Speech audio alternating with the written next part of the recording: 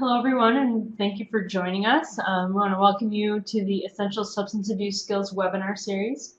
I'm Kate Trams, and today we have invited Robert Rarrett to speak on professional and ethical responsibilities. This training series is brought to you by the National American Indian and Alaska Native Addiction Technology Transfer Center, or ATTC. We are one of 4 national focus centers serving the ATTC network, which also includes 10 regional centers and a network coordinating office. To learn more, please visit our website. This series is designed to be a broad overview to assist in preparing for written alcohol and drug certification examinations, to enhance existing knowledge, and to improve overall competence and treatment outcomes. Please be aware that this series is not meant to stand alone, and previous education and training is necessary in order to pass alcohol and drug certification exams. Please check out our other upcoming webinars in this series, as well as our American Indian and Alaska Native Behavioral Health series, which takes place on the first Wednesday of each month. We always welcome suggestions of topics or speakers, so feel free to make suggestions either in the Q&A pod or by contacting me at the email address or phone number provided on this slide. Our center is a NADAC certified educational provider, and CEHs are available on request for a $15 fee. A request form is available for download in the Files pod in the webinar screen, and I will also be sending this form out in a follow-up email to all who attended. Immediately following today's webinar, you'll be redirected to our GPRA evaluation. GPRA stands for the Government Performance and Results Act, and SAMHSA asks us to evaluate our events in order to comply with this act and provide improved performance assessment and accountability. The survey asks about your satisfaction with the event and will take less than 10 minutes to complete. We thank you in advance for helping us to improve our programs. You will be muted for the duration of this webinar, so if you have questions about the presentation or about the Adobe Connect system, please use the Q&A pod by typing them in at the field at the bottom. We will address questions at appropriate points during the presentation, and we would like to really encourage you to submit questions at any point, and we will keep an eye and try to address them as they come in. And there also will be, there should be time at the end of the presentation for questions then too. So please plan to stay on and interact with the discussion. We would greatly appreciate it. We'd also like you to be aware that this webinar records participant attention time. If you minimize the webinar or are working in another window, the system will record your participation as inactive, which may be reflected in the number of CEHs received. Today's speaker is Robert Rarrett. Mr. Rarrett has worked in the field of addictions treatment for over 20 years, and he has been internationally certified through the ICNRC and is currently employed as the Executive Director for the Minnesota Association of Resources for Recovery and Chemical Health. Robert has experience as a clinician, a clinical supervisor, a senior manager, director, and executive director in a variety of settings. Thank you so much, Mr. Rarrett, and thank you for your continued contributions to our ATTC. And I just want to mention too that currently Mr. Rarrett is working with us on adapting a clinical supervision curriculum. So we look forward to being able to share that with everyone as well in the future. So thanks again, Mr. Rarrett, and I'll pass things over to you at this time. Great, thanks very much, Kate. And welcome everybody. Thank you for joining us. I guess I have a captive audience because technology will ensure that you can't open another browser window while I'm talking. I wish I could do that in some other aspects of life, but today we're going to talk about professional ethics and responsibilities. I think most of you have probably signed up for this webinar because you need ethics CEUs for certification or recertification, and that's fine. And I hope that during the course of this webinar you learned something new from me that maybe you haven't heard before, or maybe I'll help you to think about things a little differently in a way you haven't thought of them before. As you might be able to tell, I have a bit of a cold, so I'm going to try not to cough into the microphone. Unlike my wife, who doesn't complain about being sick, I whine about it to anybody that'll listen. In any case, if you can't hear me or you find it hard to understand what I'm saying, just type a note and I'll try to be more enunciate a little better. And as Kate said, please type in any questions or comments you have along the way. Ethics is a messy business. I think regardless of how long we've been in this profession or a helping profession, instances or events come up that baffle us sometimes in terms of how we should respond to them. Even if we're the most ethical people on the planet, there are variables that come into play that sometimes make the decision-making process or the response to an ethical dilemma not as clear as we might think it should be. So we're gonna go through some of these things, some in more detail than others. And like I said, if you have questions along the way, please just stop me and ask. So some of the objectives for today are the things you see here: ethical principles, the NIDA principles of effective treatment. I'll talk a bit about that as well. Professional codes of ethics are sometimes specific to professions like the American Psychological Association or the National Association of Social Workers or NADAC. Different associations or bodies have their own codes of ethics. They're all fairly similar. There may be some, small differences between them, but for the most part, they all, I think, profess to say the same thing. Ethical responsibilities include those codes of ethics that we're obligated to follow as a professional. Client rights, understanding those clients' rights. Mandatory reporting, such as duty to warn, child abuse reporting, that sort of thing. Boundary issues as a professional. Where do we draw the line? How do we establish a clear set of boundaries with clients so that we're not inadvertently blurring those boundaries? And then using clinical supervision as a means of verifying sometimes our own decision-making process, having someone to bounce our ideas off of or our concerns off of.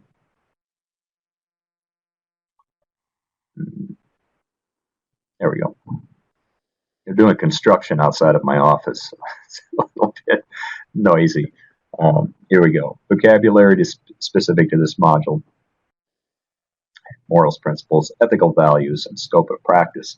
Scope of practice, of course, being the area of expertise that you're both trained in, credentialed in, and credentialed in. I'm just going to make an editorial comment here, and excuse me, we may talk about this more as we go through the webinar, but I'm getting older, so when I started out in this profession, it may have looked a little different than how many of you are starting out in the profession or have started in the profession. But I know in terms of scope of practice, as an addiction professional, excuse me, when I was starting out, there was almost a fear of stepping over the line with respect to addressing mental health issues or other kinds of health issues that a client may be exhibiting. All right, everyone, I'm sorry, I'm back. I really do apologize for that. Had a drink of water here. The thing I was referring to under scope of practice was when I was starting out in the profession, there was like I said, a fear of stepping outside of the area of addictions treatment. Now, while it's important not to as a professional offer advice or try and treat somebody in an area that you're not trained in, completely agree with that. And if you're not credentialed in a particular area, then you need to watch how far you go with when you're working with someone. But the caveat to that is that the field of addictions treatment is changing rapidly, and we're quickly integrating into the rest of healthcare, something that really hasn't been well accomplished up to now. So we have a situation here where addiction treatment or addiction care is being brought into the mainstream of healthcare, and we'll be, as professionals, we'll be interacting much more closely with mental health professionals and other primary care professionals when treating clients with addiction disorders. And all I mean by that is that our scope of practice should remain in the areas of expertise that we have and the credentials we have. But I think that almost tentative approach to working with people with other kinds of health concerns needs to be addressed to some degree. And what I mean is, if we recognize or the client tells us of a particular health issue, it's very important that if we don't have that expertise or that kind of education to deal with it, that we reach out to those people that are more skilled at that particular issue and bring them into the conversation. So we're a part of the conversation, even if we're not the ones guiding the direction of care.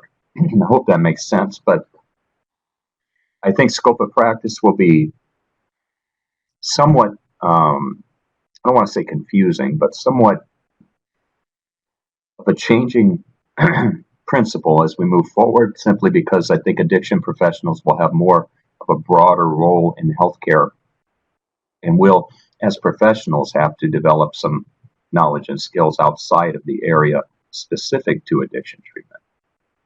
I hope that makes sense. These are the NIDA principles of addiction treatment. And again, while I agree with them, I think we're going to see a changing healthcare system where addiction is blended with mainstream healthcare and becomes almost a specialty area where you, as addiction professionals, would have a significant role in guiding the treatment of people who may be hospitalized or maybe in receiving other kinds of care. And you may be called in as experts in addiction to help as a team address complicated health issues that involve addiction. And I think this is a move in the right direction to do that. I think we need to move away from being so singularly focused on addiction itself that we sometimes forget that healthcare is a complex, or health is a complex and multifaceted issue, and addiction does not operate in isolation from other kinds of health issues. Anyway, these are the principles that NIDA has outlined in their 2015. It's been updated since the last webinar. We'll move through these. I'll see if there's anything else that stands out. I think medications are going to be an increasingly common aspect of addiction treatment, and they're mentioned here under number 7. There are some medications out now, as you know, for opioid management, buprenorphine, Suboxone, methadone. There are also medications available for alcohol addiction, such as Caprol and naltrexone, Vivitrol, which is the injectable form of naltrexone.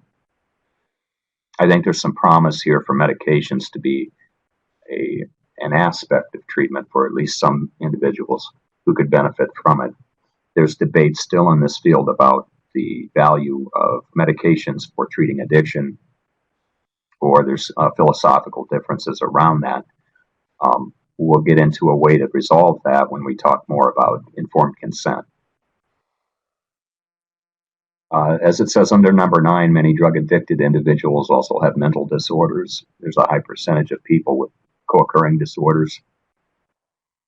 And there's a high percentage of people not just with co-occurring mental health and addiction disorders, but with other physical health problems.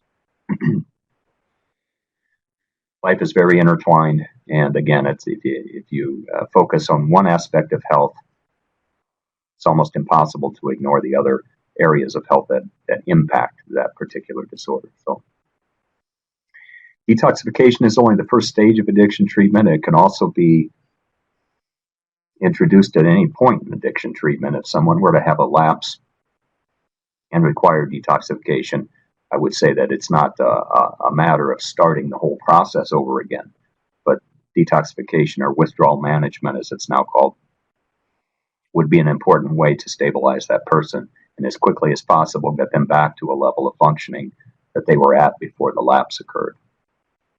I used to, in my position just prior to the one I'm in now, I managed a large withdrawal management program in St. Paul, Minnesota. It was 50 beds at the time.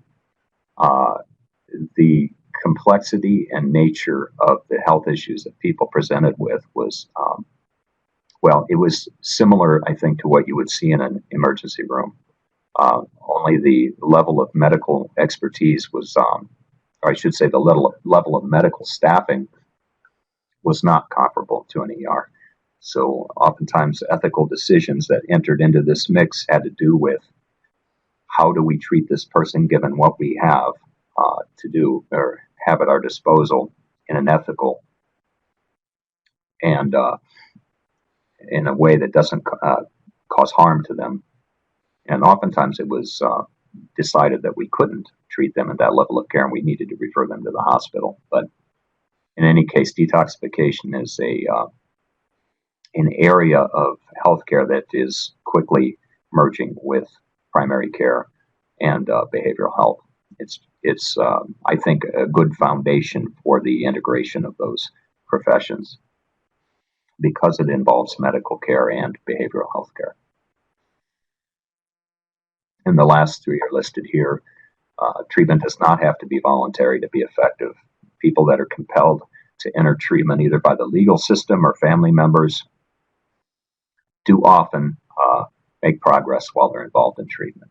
It doesn't. In fact, people who are voluntarily admitted or people who seek treatment on their own, sometimes after the issue of craving begins to develop or some other circumstance happens where they may decide, I don't want to stay here any longer, and there's no real leverage to keep that person engaged beyond the motivational interviewing kinds of approaches that we all try and use.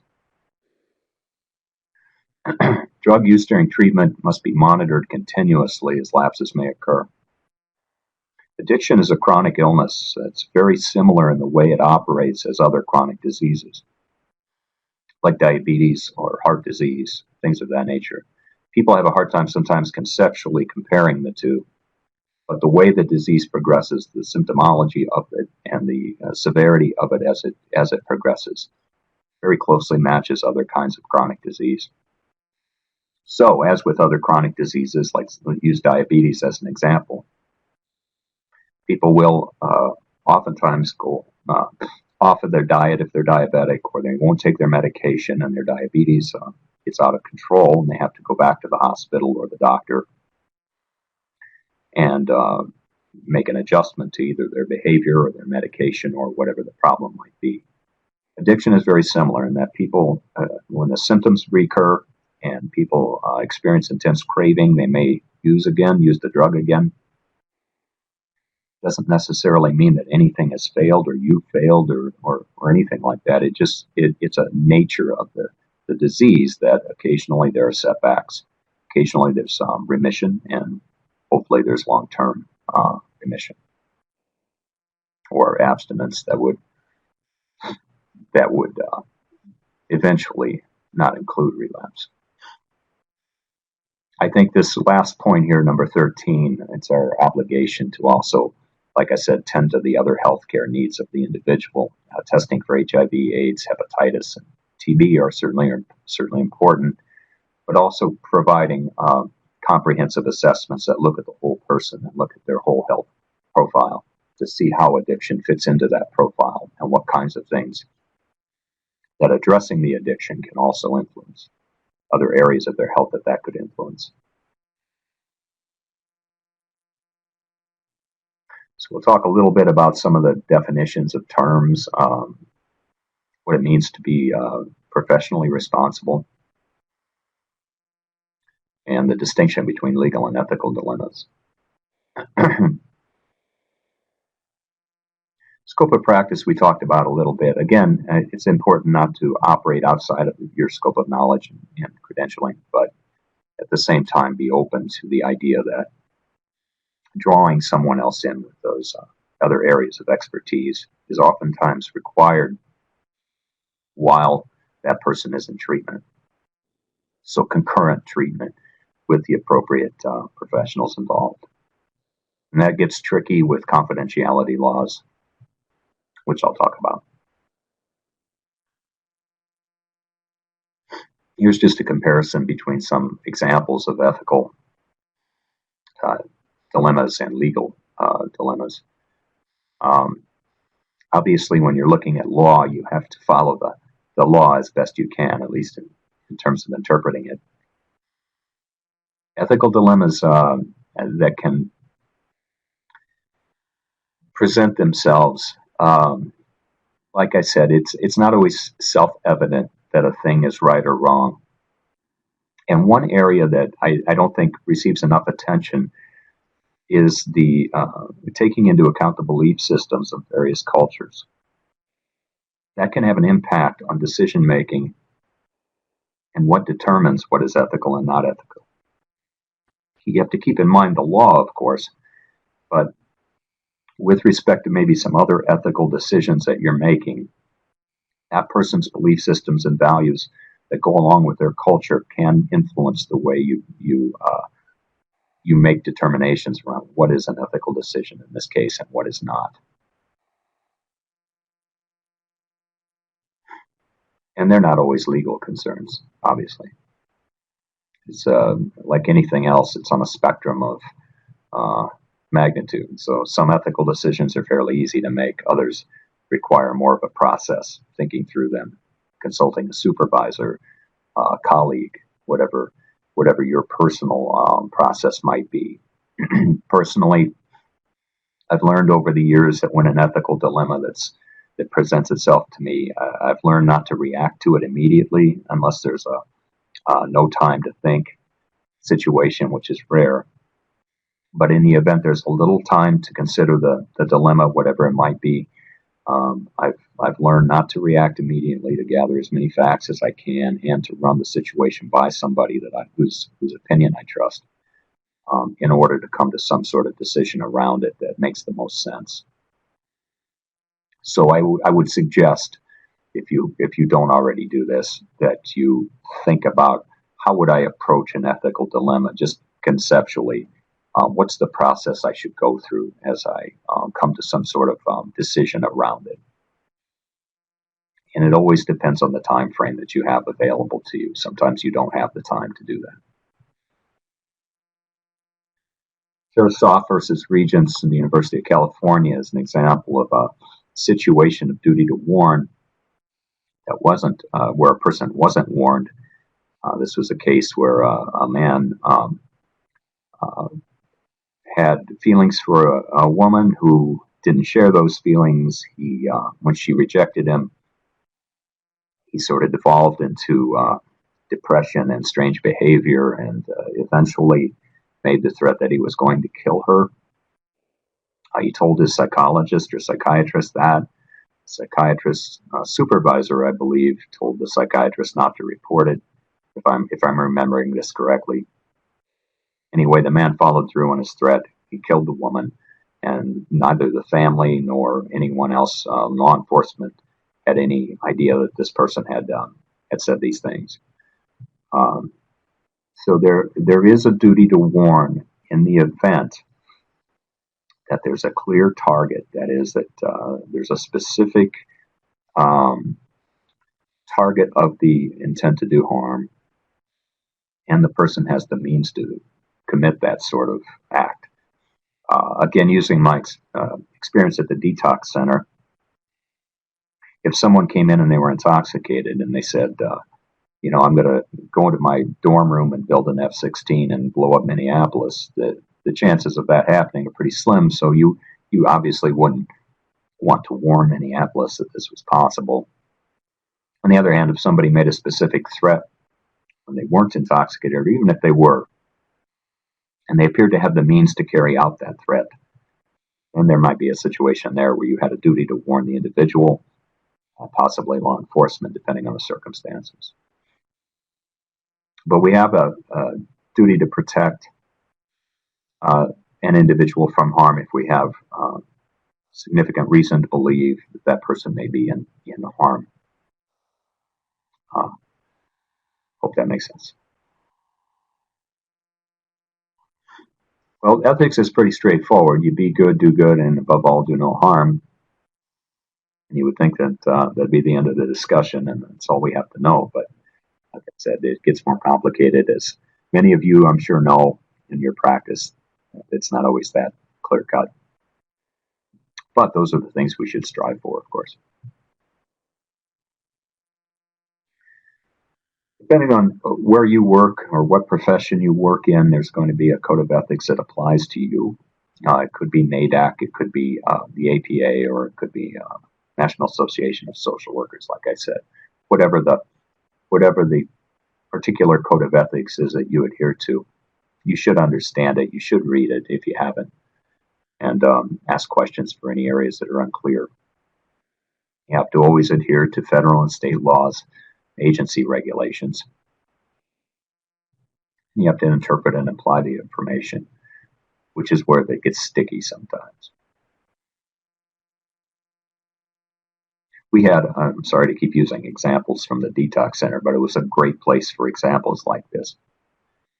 There was a policy when I started working there that the staff, these are paraprofessionals, had the legal right to restrain and seclude people if they were acting out. And there were specific sorts of behaviors that were in statute that were listed as reason for seclusion or restraint, right? But when I walked into this place, when I started working there, it was pretty evident to me that I think there were 7 or 8 seclusion rooms were always full. There were always people being restrained. There were always people being dragged into these padded cells. And legally, I guess by definition of the statute, we weren't doing anything wrong. But I questioned this with our county attorney because it seemed just on the surface, it seemed very, very wrong to me that we were able to lock people in a padded cell. It just without any, law enforcement or police kinds of credentials. We were just citizens who were locking these other citizens in padded cells. And our county attorney looked into the statute and the rule more closely and agreed with me, and we were able to stop that practice. So even if something is legally accepted with respect to client care, if you believe and you have some way to justify this, and you believe that that's not an ethical practice, by all means challenge it. It doesn't always have to be the case where this is the way we've always done this, and therefore it's okay. Sometimes it's not okay, and sometimes you have to stand up and risk a little bit and say, I think we need to look at this particular policy or this particular practice and change it because it's not in the best interest of our clients. Just as a side note, this was a locked facility when I started. I left, it was unlocked. It was an unlocked facility. We reduced restraints by 90% within 2 years, and it made it a much, much safer place. So there is always the possibility that you can make a significant difference where you work by just questioning some of the practices that occur if you think they're unethical. Individual differences speaks, I think, somewhat just to the individual differences, but also the cultural and ethnic, I should say cultural and belief system differences that exist within people and cultures. Always use your supervisor. If you don't know the answer or it's not clear to you, please bounce it off somebody. Conduct self-evaluations just by looking at yourself and making sure that you're as objective as you possibly can be. You're not using your own experiences, your own belief systems to sort of influence the way you're making the decision. It's a hard thing to do, but by self-evaluating, it does help to keep us all in check a little bit. As far as number 7 goes, with continuing professional education, I think sometimes in this particular field we get a little bit, I don't want to say lazy, but we get a little bit unmotivated about pursuing additional education and updating sort of our professional knowledge base. I use it as an example. If you go to a mechanic and the mechanic hasn't really studied or has not kept up with the latest technology in cars, then you probably aren't going to go to that mechanic with your new car because they won't know how to work on it as well as somebody who's been kept up with the technologies, kept up with their professional development in terms of being a mechanic. Same thing goes for doctors or any other profession, really. It's our responsibility to always keep ourselves informed about what's going on in this profession, keep ourselves informed about advances in the science behind addiction and in the way the system of care is changing. You have to do that. If you don't do that right now, especially with the changes that are occurring in healthcare, you may be left in the dust. And it's places like the ATTC or NADAC or the National Council for Behavioral Health, just to throw out a few places where that kind of information, and SAMHSA, where that kind of information is constantly being put out there for people like you and I to read. Ongoing supervision we've talked about. Maintain one's own physical and mental health. Don't be a martyr. If you're tired and burned out or you need a break or whatever, you're not going to be able to help other people if you don't take care of yourself. Probably already know that. You probably tell other people that, but whether you do it or not, I'm not sure. But it's important for all of us to remember that. And this is just an example of a code of ethics, NADAC's code of ethics. So you can go look that up if you want to. And just an example of what a code of ethics might entail. Confidentiality is what I want to focus on a little bit here in a minute. Agencies differ in terms of their policies around disclosure of personal recovery. Where I worked for the first 12 years of my career, there was a policy not to disclose whether or not we were in recovery. The rationale for that was if clients knew someone, a particular counselor was in recovery and another one was not, that the clients might split staff. They might react differently to the counselor that wasn't in recovery. It might make it more difficult, in other words, for two different counselors to work with the same group of people. My personal advice around this is to not disclose, and that's not based on that agency's, not just on that agency's policy, but it's based on the fact that it makes us better counselors if we don't use the, I think it makes us better counselors if we don't use the common sort of recovery discussion to build that relationship with the client. I think there's a place for self-reporting, and that would be in the area of peer support and Alcoholics Anonymous and other areas like that, where I think peer support is very important and self-disclosing is very important. But I think from a professional counselor point of view, that whether or not you can help somebody is not dependent on whether you're in recovery or not. And it may, but it may give the impression to the client that you're not as knowledgeable or skilled if you admit that you're not in recovery versus someone who says they are. Bottom line is, I've worked in enough places and for enough years that I've realized that it's nice to have a mix of recovering and non-recovering individuals because they both have different perspectives on addiction that can be helpful. So it's oftentimes, from my perspective in managing staff, is that it works much better to say, just don't disclose if you're in recovery, work more as a team. The client can make their own determinations if it's important to them. But again, adding the aspect of peer support and Alcoholics Anonymous or a 12-step group sort of fulfills that other need of the client, maybe to talk with people who have been through a similar kind of situation. Mandatory reporting involved things like duty to warn, child abuse, sometimes elder abuse. It might depend on your state or your agency, things of that nature.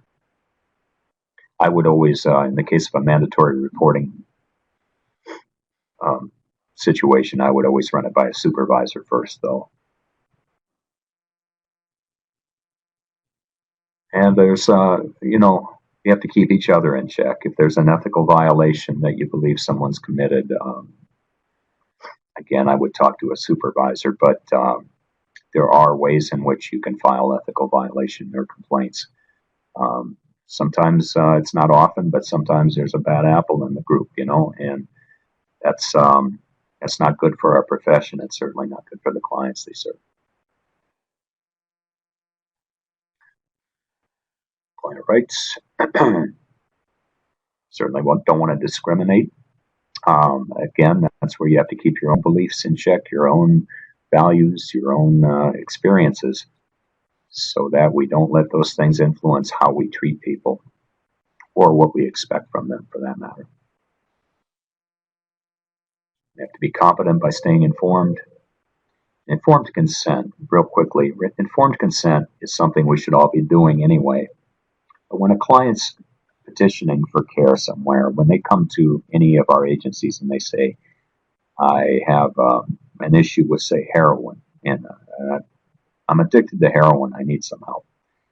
If your program offers treatment for opioid dependence, but you don't offer medications for opioid dependence like methadone and that sort of thing, it's important that we tell clients up front, here's what our agency can offer you, and here's what other options are available to you. Not here, but if you wanted these other options, you could go to another place and get them. Person has to know what all of their available options are, at least to the extent that you know of them, in order for that person to make an informed decision about what path they want to take for treatment. It's probably self-evident that these things need to be done, but it goes back to the discussion I mentioned earlier about this debate over medication-assisted treatment versus abstinence-based treatment. You can provide either one. The important thing is that you tell clients that come in, we only provide this kind of treatment or this array of services. If you want something else, and here's what else is available to you. If you want one of these other options, we'll make a referral so that you can go to one of these other places. People just have to know up front what it is you offer and what all of their options are in terms of if they wanted something different than what you offer them.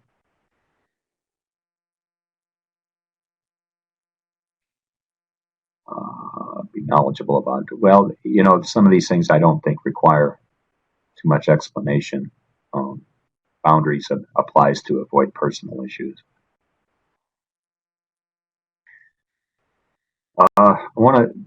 So we don't run out of time, I want to focus a bit on 42 CFR Part 2. It's the federal confidentiality law that applies to any program that provides addiction treatment and receives federal dollars. That's most programs. The reason this is important is because 42 CFR severely limits the amount and type of information that you can share with anybody else. Essentially, the law says you can't share anything about any client, any information about them, including their presence in the facility, with anyone else, including law enforcement, without that client's written consent. That consent has to be structured in the right way. It's if you Google 42 CFR Part 2, you'll get the electronic version of that law, and you can look up specifics around the different headings. The law states that you can't reveal anything about the person without written consent, including their presence in your facility. So if a father, let me use this example, if a police captain calls you up and says, one of my officers dropped off so-and-so at your facility and I want to know when they're getting out. If that client hasn't signed a consent form to the law enforcement officer or the police department, you can't acknowledge that that person is even there. There's a wrinkle to that. If the person isn't in your facility and a police captain calls you asking about them, you can tell them that the person is not in your facility. And I'll explain why that was as a part of the law as we go forward a little bit. The important thing to remember is law enforcement doesn't have any special privilege in knowing information about clients in your facility unless they obtain a specific court order and signed by a judge and a subpoena. They have to present that to you before you make sure that those documents are in order before you can even acknowledge whether or not that person is there. If they present the proper court order and subpoena, the subpoena compels disclosure, then you can release the information to the law enforcement officer. Until that's accomplished, and unless one of the other exceptions is met, you can't release any information. The other exceptions include medical emergencies. They include child abuse, and what's the other one I'm forgetting? Client signs a consent form. So those are about the only ways anybody can get information from you. If there's a medical emergency and you have to call 911, you can provide 911 with whatever information they need to treat the individual. 42 CFR is more restrictive than HIPAA. So even if you know HIPAA law, you may want to read this particular law because it's more restrictive. And whichever law is more restrictive is the law you have to follow. Again, when I started working in Minnesota, I was surprised at how many, at least at the government level, how many people were not familiar with this particular law. There are violations that can occur if you violate this law. There are penalties that can occur in the way of fines, possibly losing your license and that sort of thing. So it's very important that you at least familiarize yourself with it, have it on your desktop computer. So if you need to review something in that law, you can, click on a favorites link or something and pull it up. I think the biggest reason, or one of the main reasons this law was created, was to make it intentionally difficult for law enforcement to discover if someone was in treatment. The reason being, if law enforcement could discover someone was in treatment and arrest them, then nobody with any involvement with law enforcement would want to go to treatment because they could get discovered. So the idea was to protect people who may have legal kinds of issues from being discovered if they were in substance abuse treatment. Where this can get tricky ethically, especially, is if, say, you had a client that came in and told you some of the awful things they did. Maybe they, even if they committed murder, let's use that extreme example. Say this person came in and said, 10 years ago, I killed somebody. And they tell you some details about it. The ethical response to that is, I need to tell somebody, I need to tell law enforcement, I need to tell somebody that this person just admitted to me that they murdered someone. Well, by following this law, in following this law, you're not able to do that. You're not able to report that. And there are other less extreme examples. I'm not thinking of anything offhand, but if there were something that you felt, this person did something terrible and I need to tell somebody, unless they sign a consent or unless you receive a court order and a subpoena, you can't reveal that information. It's very restrictive, and it poses some challenges ethically when a client tells you things that you are appalled at or that you feel are significant violations of law or some other condition, and you want to report it. But by following this law, you're unable to, and it creates a lot of discussion if you're talking about this sort of thing with a supervisor or others. My main suggestion here is to research this law or read the specific language in it and make a determination based on that as to what you can disclose and what you can't. Does anybody have any questions about this or anything I've talked about yet?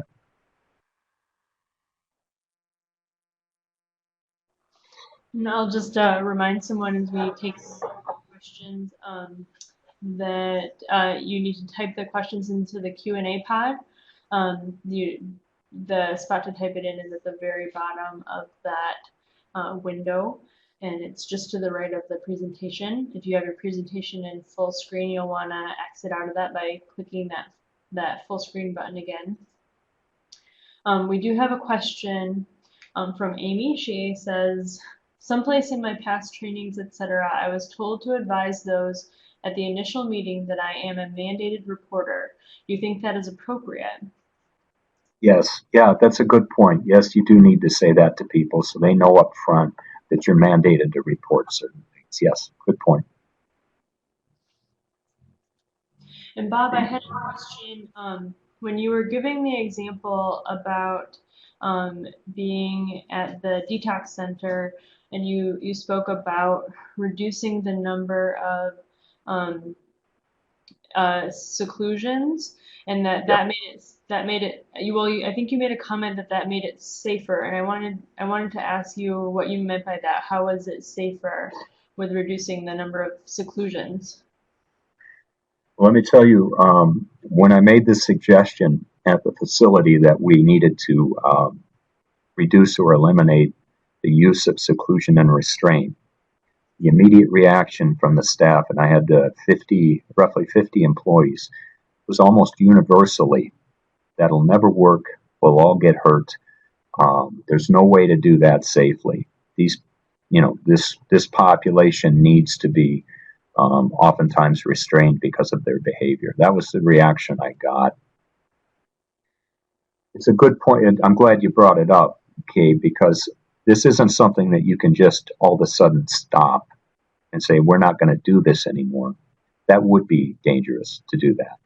What we did was we built a foundation that made this possible. We changed the way that we approached clients. We used more client-centered kinds of approaches and talked to people and listened to people. We created groups that were interactive so that we could discuss client concerns, client suggestion box. We changed the environment. We put up artwork, made books available, that sort of thing. The environment, it's important to know, before that was just blank. There was nothing for people to do except watch TV and know that they were locked in there for 3 days, period.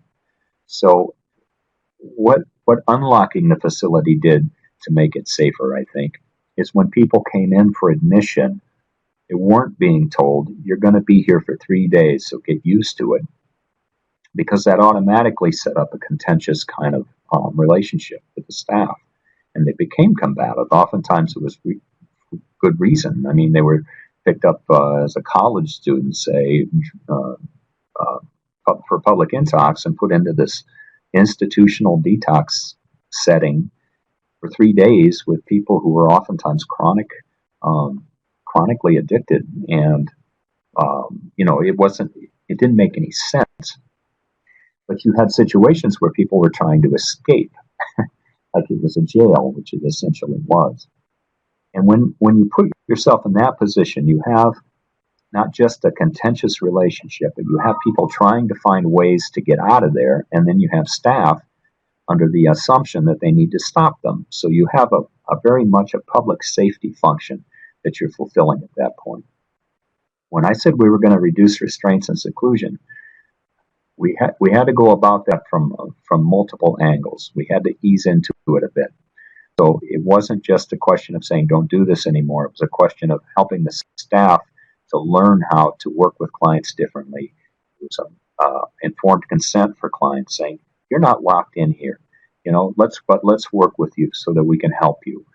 That message is much different than saying, you're here for 3 days and you better follow the rules. And I know, that's not exactly what was said to people in most cases, but that's the message people pick up on. So it made it safer in the end because there wasn't this feeling on the part of staff that they had to tackle people who were trying to leave, and there wasn't this automatic contention or adversarial relationship with the client. We responded differently when people acted out. There's a reason why they're acting out. It could be trauma. It could be any number of things. They're not there because their lives are going well. So it was a matter of getting to interact better with the clients, help them see that we were helping professionals and healthcare professionals, not public safety, not police. And it was a process that took maybe a year to get to the point where we were actually able to reduce seclusion and restraint, and we saw the number of staff injuries and client injuries decline dramatically. And we had to work very closely with police departments and hospitals who didn't agree with our philosophy to help them understand why this was a better way to approach the topic.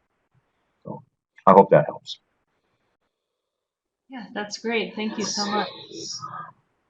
It looks like that's all the questions that we have for now, but we've got a bit more to go. So please keep submitting your questions as the presentation goes, and we'll get to them as we finish up. Thanks so much. Okay, let's persevere. We've talked about this quite a bit. So again, Google it. You can get the electronic version and refer to it when you need to. Here's just I think, a fairly easy quiz, but take a second to read this and think about how you would answer the question.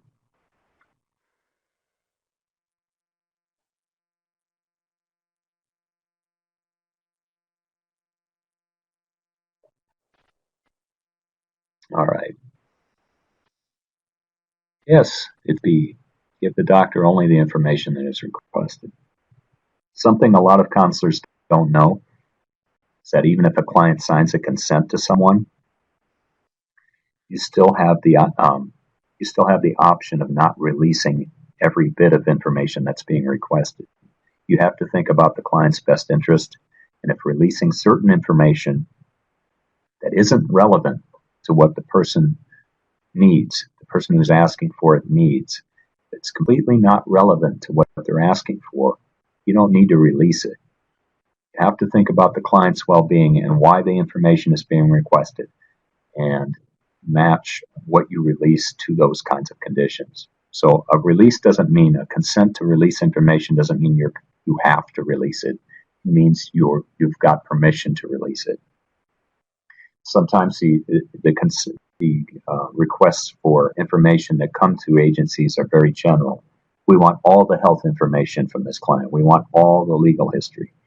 Well, even if the client signs a consent, there may be aspects of their history that aren't necessarily relevant to what is being requested. If it's a probation officer, or, well, that's a bad example. If it's a family member or something, you have to use your judgment. If I provide this information, would it be harmful to the client? Again, that's another let me talk to my supervisor kind of thing.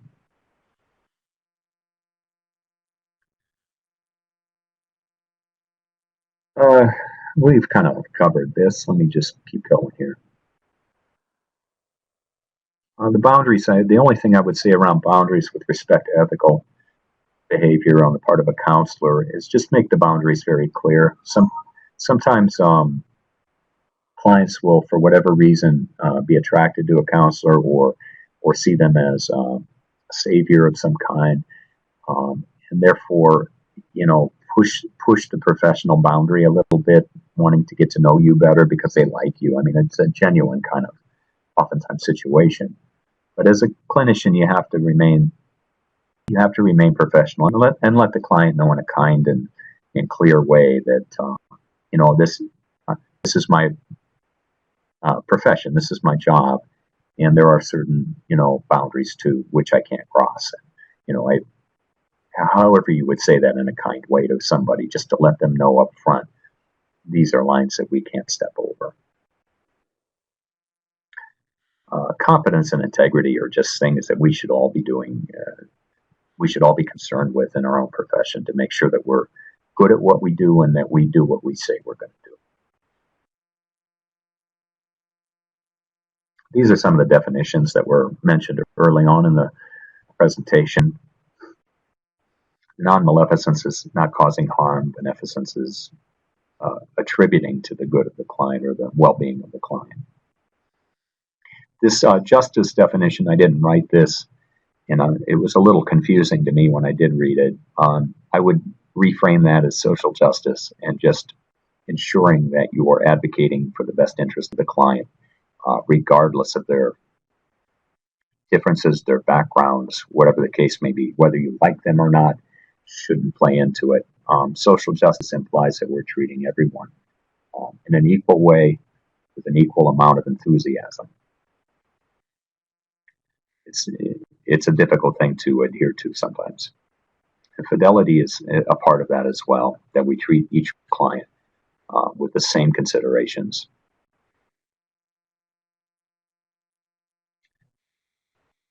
Some of these themes are repeating, obviously. It's because they're important. Countertransference and transference are things you probably learned early on in your career.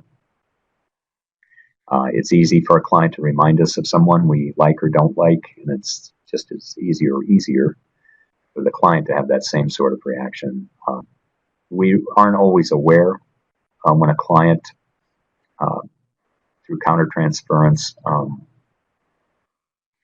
views us in a particular light because of a past experience or someone they've known. It's not always easy to know that, but we can often tell by the way a client reacts to us if there's something else going on there. Sometimes that's more apparent when there's a group of people or a group of professionals involved and you're kind of singled out for some reason. If that's the case, and sometimes it depends on the magnitude of it, but if that's the case, it's sometimes wise to maybe have that person work with another counselor if possible.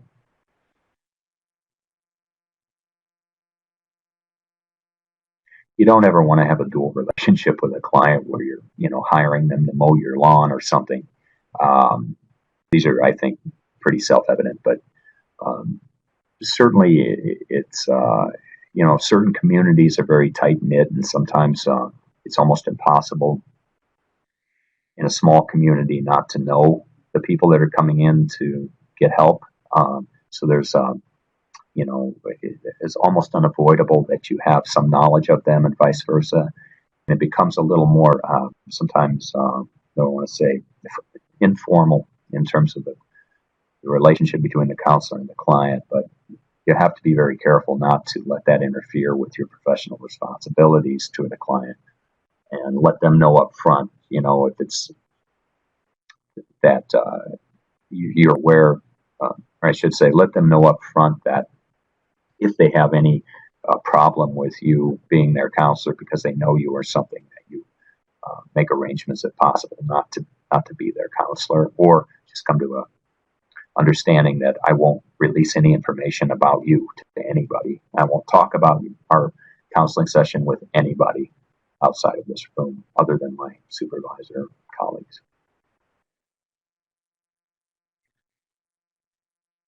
Talked about duty to warn, child abuse, agencies. Child abuse is fairly clear in terms of mandatory reporting requirements, but agencies sometimes have nuances they add to that. If somebody's suspected of child abuse, that you may want to talk that through with a supervisor to make sure that it's a reportable kind of situation. Sexual misconduct of a therapist obviously would be an ethical violation. Again, unless you're a supervisor or a manager or director, even then, consult with somebody else to see if this is something that you should report. It's a judgment call sometimes, and you make the best judgment that you can about it.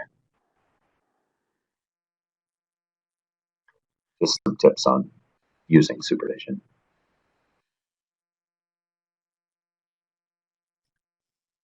Okay, so just the key points to remember as we run out of time here. Be good, do good, no harm. All of these bullet points are, I think, the essence of what we talked about today. I hope this was helpful, and I apologize for my little coughing spree there earlier, but I'll be around for a little bit. If you do have questions or you want to make a comment, please feel free to do so. That's the end of my presentation, so I'll just wait here for a minute and see if anyone has any comments. Wonderful. Thanks so much, Mr. We do have a couple of questions that have come in already, and please continue to submit them, and we'll try to get to all of them if we can. We have a question here from Anne about boundaries. She's asking about what about staff boundaries with each other? Working in a treatment center, sometimes the staff is not objective because they have become friends with each other. Is that something that needs to be addressed? Well, I guess it depends on what that means. Um, I've certainly had good friends that I've worked with, and we've had a very, I think, healthy professional and personal relationship. We kind of knew where the boundaries were between the two. I've even been a supervisor of a very good friend of mine, which required us both to have a discussion about what that would mean. Um, where it probably would get problematic is if you had people sort of joining together to make certain decisions or uh, to or the alliance of a couple of professionals because they're friends resulted in some sort of negative client encounter. Because their beliefs were, we need to do this differently. I've seen that happen with employees before, where they just sort of formed their own little group and made the determination that, well, we're not going to listen to these rules that Bob laid out here, and we're going to do our own thing. Let's just do it quietly. I mean, certainly something like that would be reason to intervene. I think a lot of places, though, develop these real close collegial kinds of relationships that are healthy. I guess if you saw something going on that you thought was was unethical, you thought it was a little outside the bounds of, uh, or somehow negatively impacting client care, then I would definitely say something to your boss. Great, thank you. We have another question from Robert asking about confidentiality and whether it changes based on the level of law enforcement you're working with. And he gave an example of when federal marshals show up with a warrant. No, it doesn't change. It could be the FBI showing up, and they have before. You can't release any information. They'll make you think you have to, but you don't have to. In fact, you can't. What I've done in cases like that, where I've come across where I've had the FBI show up and say, we need to get this information from you, I just point out the law to them. I say, here's the federal confidentiality law that we're obligated to follow. So here are the steps you need to take in order to get this information. What I tell employees is, when they're faced with situations like that where law enforcement shows up and demands information, I tell them not to get arrested. So if the police say, we're going to arrest you, or whoever shows up, the marshal shows up and says, we're going to arrest you for obstruction if you don't let us into this facility, I tell them simply to say, sir, or ma'am, I think you're in violation of federal law. You can come in because I don't want to get arrested, but know that you're in violation of federal law. And that usually stops them. Or they call me, and then I tell them the same thing. So it doesn't matter the level of law enforcement. It could even be a judge calling and asking or demanding information. You can't release it. The best way around that is to nicely cite the law, point them in that direction, or even hand them a copy of it and say, this is why I can't release the information to you. Now, the other strategy you could use is to say, I can't tell you if this person is here or not, but if they are here, I'll see if they can sign a consent form. You say it in a way that doesn't imply they're there. I probably didn't say it well. And then you can go back, and if you're a residential facility, go back and say, so-and-so, federal marshals here, they have a warrant. We're not giving them any information, but if you want to deal with this now, sign a consent, and we'll help you deal with it right now. Without the consent, you can't tell anybody, unless they show up, and a warrant is not sufficient. They have to show up with a court order signed by a judge and a subpoena, or you can't give them any information, including the presence in the facility. Great, thank you so much for clarifying. We have another question from Carolyn. She says, boundaries in a very rural setting is very difficult. Tribal members who know everyone in the community, for example. So do you have any comments on that? Yeah, I worked for a few years in Hawaii, and obviously I worked on an island, so it was the same situation where pretty much everybody knew everybody, and there was no way to safeguard against a client coming in and working with a counselor that didn't know them. So I just had to have a discussion with the counseling staff and say it's inevitable that you're going to end up working with somebody you know. And I helped them to be very clear about how they would present that to the client. So I would help them to explain to the client, look, we know each other, but please be assured that I'm not going to share any information about you. If the client isn't comfortable with that, and you have no other options, then it's, in most cases or in many cases, it's up to the client whether or not they want to continue in the helping relationship. If they're mandated to be there and you don't have any other options,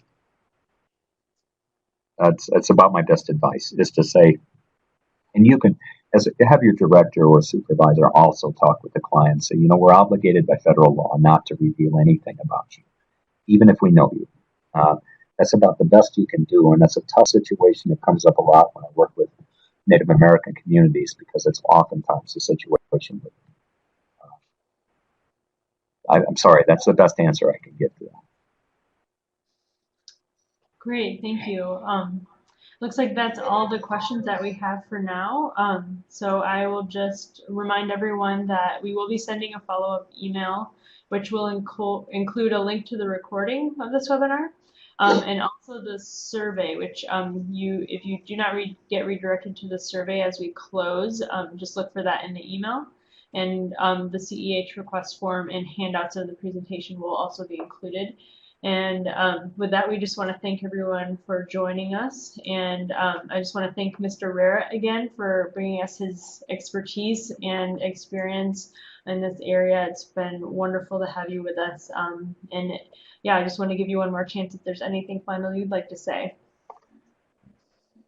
No, I don't think so. I just appreciate you all hanging in there with me today.